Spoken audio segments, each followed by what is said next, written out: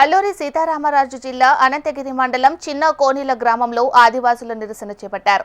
2023లో పెద్దపులి తమ ఆవులు ఎద్దులపై దాడి చేసి చంపేసిందని ఆవేదన వ్యక్తం చేశారు.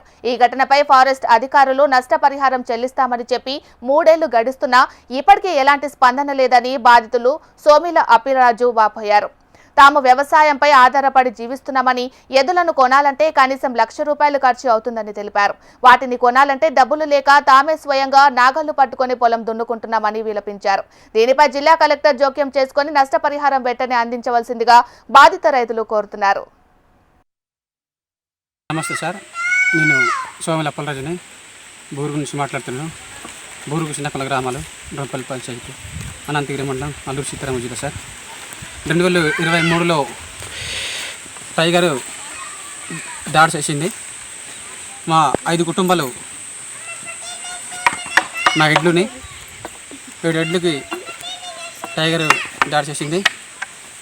మరి ఫారెస్ట్ వాళ్ళు వచ్చారు, చూశారు, ఫోటోలు తీశారు, ఆధార్ కార్డులు, అకౌంట్లు, పాన్ కార్డులు ఇచ్చేయమంటే ఇచ్చాము. డబ్బులు పడతాయి, మీ అకౌంట్ పడతాయి అన్నారు. ఇప్పటికి డబ్బులు ఇవ్వట్లేదు. మరి మా ఎడ్లుని పులి కరిచింది కాబట్టి మాకు కొనాలంటే మా చేతులు డబ్బులు లేవు.